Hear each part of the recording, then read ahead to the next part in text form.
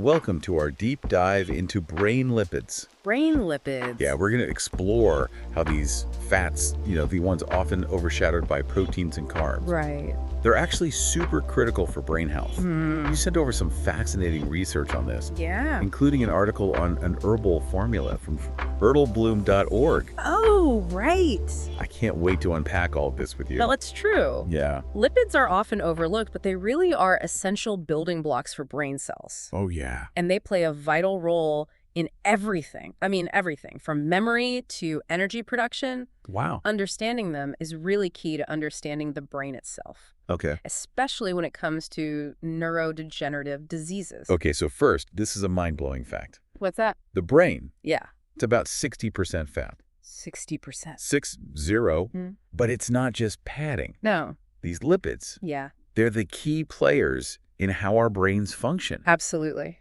Are you ready to get lipid educated? I'm ready. Let's go. Let's start with a quick breakdown of the Yes. main types of lipids in the brain.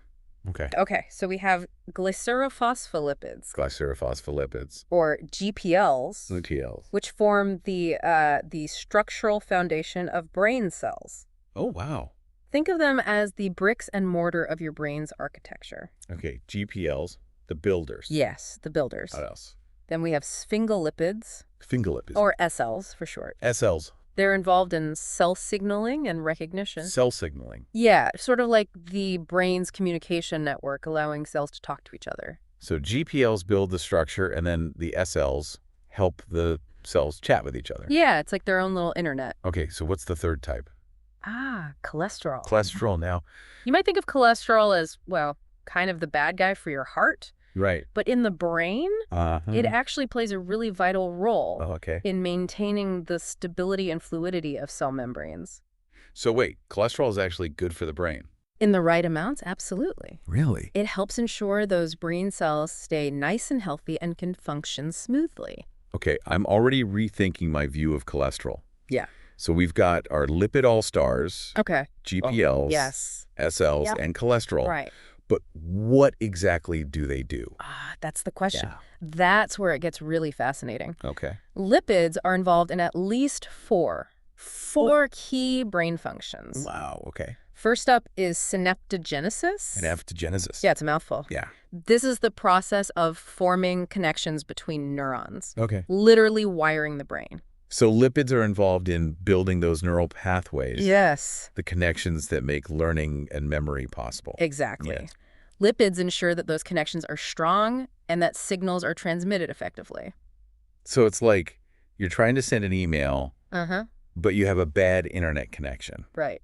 It's not going to work very well. It's not going to work at all. Lipids make sure our brains have that strong connection. Okay. No drop signals. So what's the second key role? Myelination. Myelination. Yeah, think of myelin as the insulation around those neural wires. Okay. It allows signals to travel quickly and efficiently.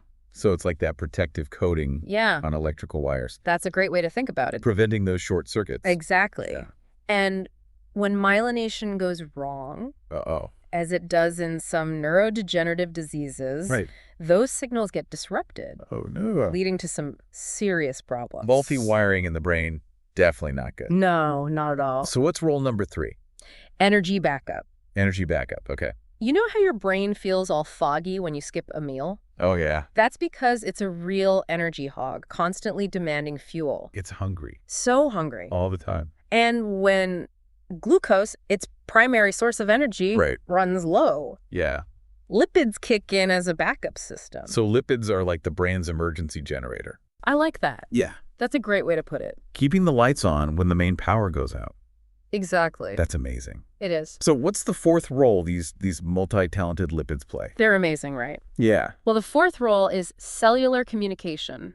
Cellular communication. Some lipids act as tiny messengers, Messenger. controlling really essential processes like inflammation Oh, wow. and even cell death.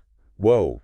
Wait, lipids can tell cells to die. It's all about balance. Okay. This process is actually really crucial for getting rid of damaged or unwanted cells. Oh, okay. It's like a built-in quality control system to ensure that things run smoothly. So it's not just about building and powering the brain. Yep. It's about maintaining order and, like, cleaning up messes. That's right. Lipids are truly the unsung heroes of brain function. I agree. But as you might imagine, when things go wrong with lipid balance, Oh, yeah. this is where it gets scary, right? It can have some serious consequences. You're about to tell us about the darker side of lipids. That's right. When these essential fats turn from heroes to villains. That's a great way to put it. Yeah. When lipid metabolism gets disrupted, it can contribute to some of the most challenging neurodegenerative diseases we face today. Oh, wow.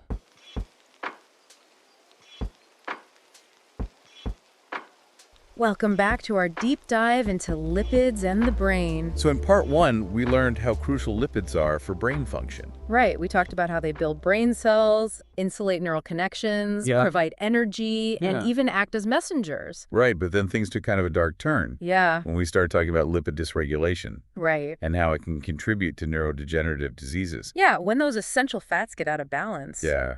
it can have some serious consequences for brain health. And you mentioned 3 main culprits that can mess with lipid balance, enzyme issues, lysosome trouble, and oxidative stress. Exactly.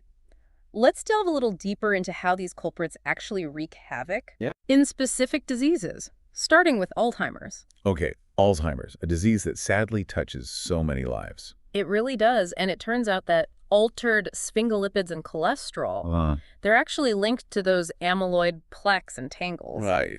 The hallmarks of Alzheimer's. We touched on this briefly in part 1. Yeah. But can you break down exactly how that happens? Sure. It all seems so complex. It is complex. Yeah. But let's try to simplify it a bit. Okay. Imagine a bustling city with delivery trucks Okay. transporting essential goods to various shops. Those delivery trucks, they're like sphingolipids. Okay. Specifically a type called gangliosides. Gangliosides. Which transport important molecules within brain cells. So gangliosides are like the brain's delivery service. Precisely. Now imagine those delivery trucks getting stuck in traffic jams. Oh, no. Caused by roadblocks. Uh-oh. Those roadblocks, they're like the amyloid plaques in Alzheimer's. Okay. Disrupting the smooth flow of traffic. So the gangliosides can't make their deliveries. Right. Because the amyloid plaques are in the way. That's a great analogy. Thanks. And to make matters worse, some of those delivery trucks, they might even start carrying materials that actually build those roadblocks. Oh, no.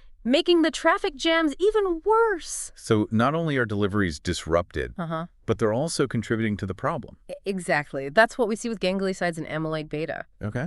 Some research suggests that certain gangliosides might actually bind to amyloid beta and stabilize those plaques, making it harder for the body to clear them. Wow. So the delivery trucks are inadvertently helping build the very roadblocks that are stopping them. Right.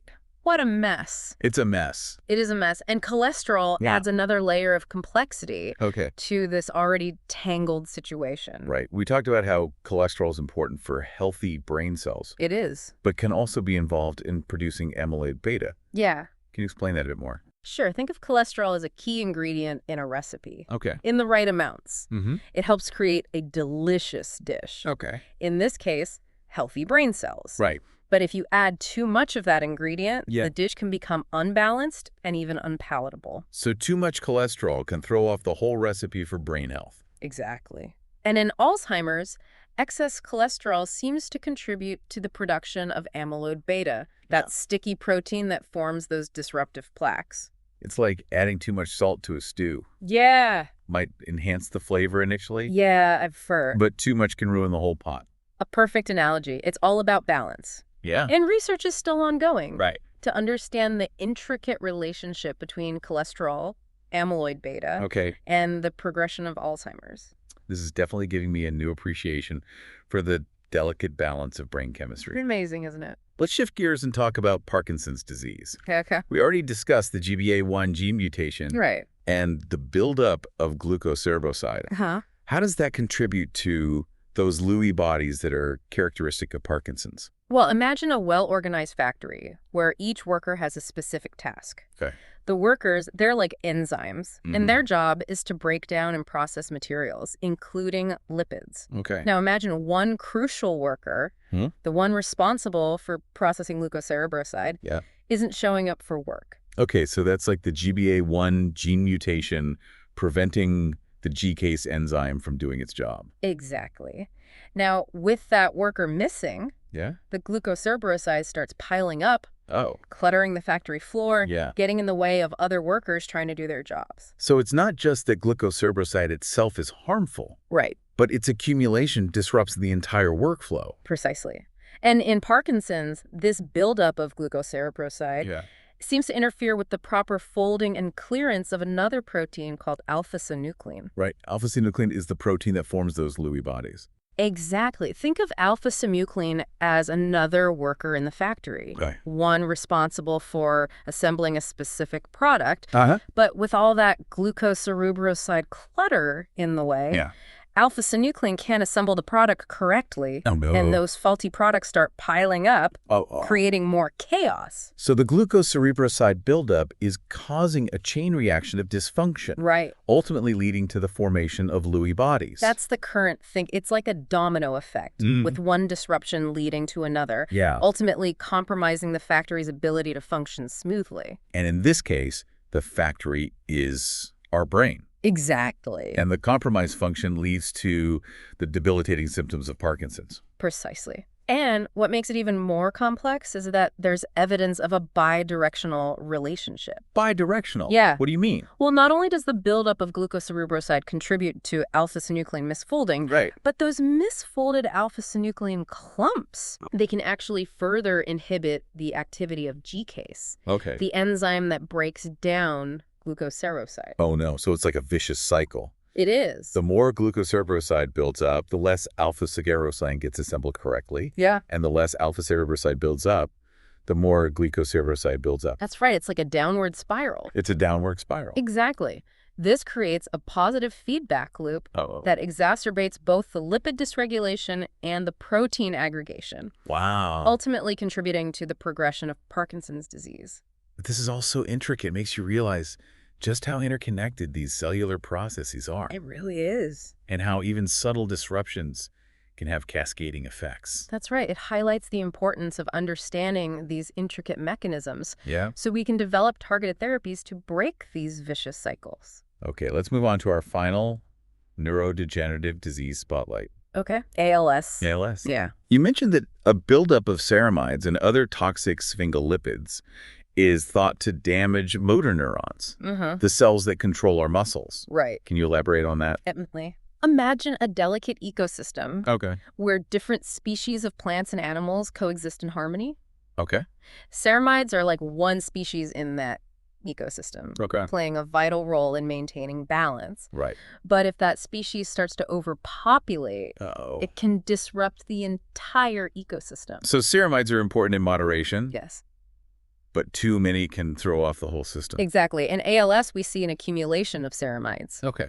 In the spinal cord and motor cortex, the areas responsible for controlling movement. Right. And this overpopulation of ceramides seems to contribute to the death of motor neurons. Oh, no. Through several mechanisms. Okay, I'm imagining these ceramides wreaking havoc in the ecosystem. Yeah, they're causing trouble. How are they doing that? Well, one way is by triggering inflammation, like an invasive species that disrupts the natural order. Right. Ceramides can activate inflammatory pathways. Oh, wow. Leading to the release of harmful molecules that damage neurons. So it's like those ceramides are setting off an alarm, calling in the troops to attack, but those troops end up causing more damage than good. A great analogy. Thanks. Another way ceramides can cause damage is by disrupting mitochondrial function. Right. Mitochondria are the powerhouses of cells. Exactly. Imagine the mitochondria as the energy grid of the ecosystem. Okay. Providing power to all the different components.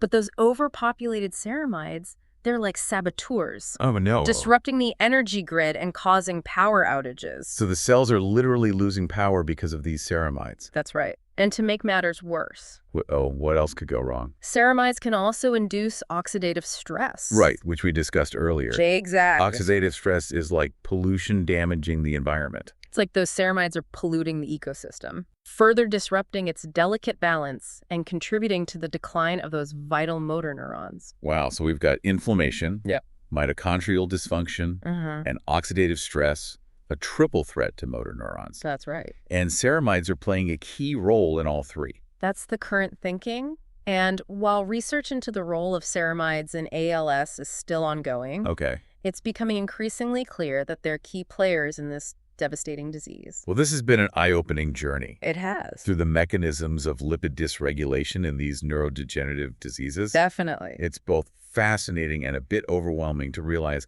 how these tiny fats can have such a profound impact on our brains. It really is. But remember, knowledge is power. Okay. The more we understand about these intricate processes, the better equipped we are to develop effective treatments and interventions. Speaking of interventions, let's shift gears and talk about those promising lipid biomarkers and the exciting new technologies like shotgun lipidomics and LCMS that we touched on earlier. Absolutely. These advances offer hope for a future where we can detect, track, and even personalize treatments for these diseases using lipids as our guide. Welcome back to our final part of this lipid-focused deep dive. Lipid-focused, yeah. My brain is buzzing with all these fascinating insights about the role of fats in brain health. It's pretty amazing stuff. It's not what I expected when we started, but I'm hooked now. Me too. So speaking of hope, let's talk more about those lipid biomarkers we keep mentioning. Okay, yeah. How close are we to actually using these in the clinic? I'm imagining, like a world where a simple blood test can tell us if someone is at risk for Alzheimer's or Parkinson's. Right. Is that realistic? Well, it's definitely a goal. Okay. And there's immense promise there. Yeah. But we're still in the early stages of translating these discoveries into real-world applications. So what are the roadblocks? What's holding us back? Well, one major challenge is the variability in lipid levels between individuals. Okay. Factors like genetics, diet, lifestyle, even the time of day can influence our lipid profiles. So it's not as simple as saying, okay, if your level of this lipid is X, you're going to get Alzheimer's. Unfortunately not, no. Okay. We need to establish standardized ranges and account for all those individual variations to make lipid biomarkers truly reliable for diagnosis and prognosis. So it's like trying to solve a puzzle, but the pieces keep changing shape. Yeah, it's a tricky one. Okay, I see the challenge. Yeah. What other hurdles are there? Another challenge is, well, the sheer complexity of lipid metabolism. Right. Lipids don't exist in isolation. Okay. They interact in these really intricate networks.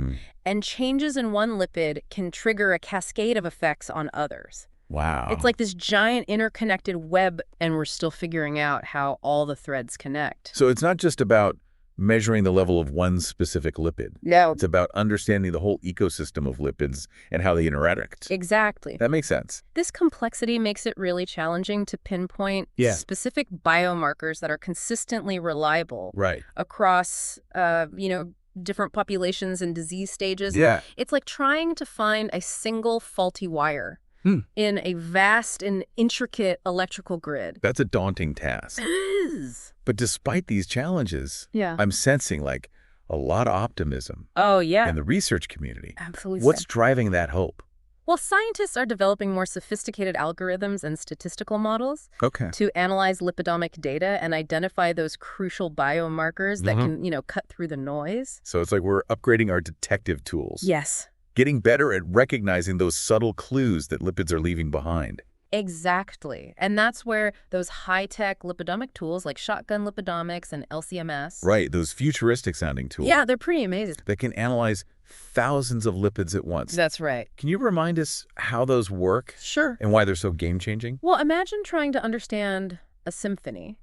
By listening to only one instrument at a time. You might get a sense of the individual melodies. But you'd miss the overall harmony. And how the instruments interact to create the full richness of the music. So traditional methods of analyzing lipids are like listening to one instrument at a time. Yeah. But these new tools are like hearing the whole symphony. That's a great analogy. Yeah. Shotgun lipidomics and LCMS allow us to identify and quantify thousands of lipid species simultaneously. Wow. It gives us this much more comprehensive view of the lipid landscape in health and disease. So instead of just looking at individual lipids, we're now able to see how they work together, how they influence each other, and how those interactions change in disease states. Exactly. That's incredible. It's like we're zooming out from a close-up to a wide-angle shot, revealing patterns and connections we couldn't see before. It's really exciting. How is this knowledge being translated into potential treatments? Well, in Several exciting ways. Okay. First, it's helping us identify potential drug targets. Okay. By understanding which lipid pathways are disrupted in specific diseases. Right. We can design drugs that either restore those pathways or block their harmful effects. So it's like having a repair manual. Right. For the lipid machinery in our brain. Yeah, that's a great way to put it. Yeah. We can see where the gears are sticking and figure out how to get them moving smoothly again. Exactly. And lipidomics is also playing a crucial role in clinical trials. Oh, yeah. Helping researchers track those changes in lipid profiles in response to different treatments. Absolutely. And this data can provide really valuable insights into the efficacy and safety of new therapies. So we're not just shooting in the dark anymore. Nope. We're using lipid profiles to personalize treatments, to choose the right approach for each individual. Right. Based on their unique lipid makeup. That's the goal. We're still in the early stages, of this personalized medicine approach. Okay. But the potential is enormous. I can see that. Imagine a future where we can tailor treatments based on your specific lipid makeup. Yeah. Maximizing efficacy and minimizing side effects. That's a future I'm excited about. Me too. And it's all thanks to these incredible advances in lipid research. It really is groundbreaking work. So what other exciting developments are on the horizon? What should we be watching for in the coming years? Well, one area that's generating a lot of buzz is the gut-brain axis. The gut-brain axis. Yeah. That's the connection between our gut health and our brain health, right? That's right. But what does that have to do with lipids? Well, it turns out that the trillions of bacteria that live in our gut, known as the gut microbiome, Okay. they play a role in influencing our overall health, including our brain health. Okay. And one way they do this is by interacting with our lipid metabolism. So those tiny microbes in our gut are actually influencing the fats in our brains. They are. It's pretty amazing. That's wild. It is.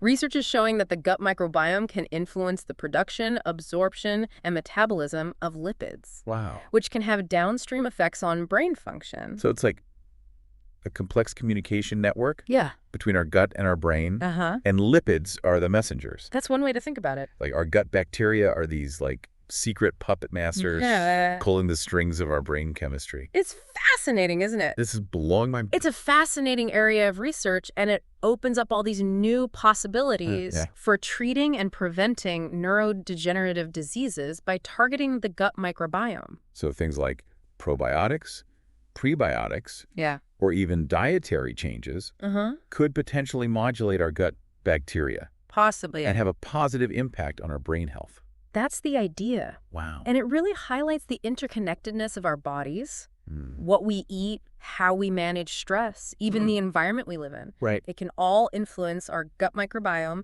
and consequently our brain health. It's a powerful reminder that our health is this holistic system and everything is connected. It really is. This deep dive into the world of lipids has been truly eye-opening. I agree. I feel like I've gained a whole new appreciation for these tiny fats and their profound impact on our brains. Me too. And while the complexities of lipid dysregulation can be daunting, the research happening in this field is incredibly inspiring. Yeah. There's still so much to learn. Right. But with each new discovery, we move closer to a future where neurodegenerative diseases are no longer a threat. And that's a future worth striving for. Absolutely. If you want to learn more about how to keep your brain healthy and your lipids balanced, check out that fascinating article on an herbal formula at herbalbloom.org. Oh, right, yeah. It goes into even more detail about how specific herbs can support brain health by targeting lipid balance. Yeah, it's definitely worth a read. Until next time, keep those brains sharp and those lipids in check.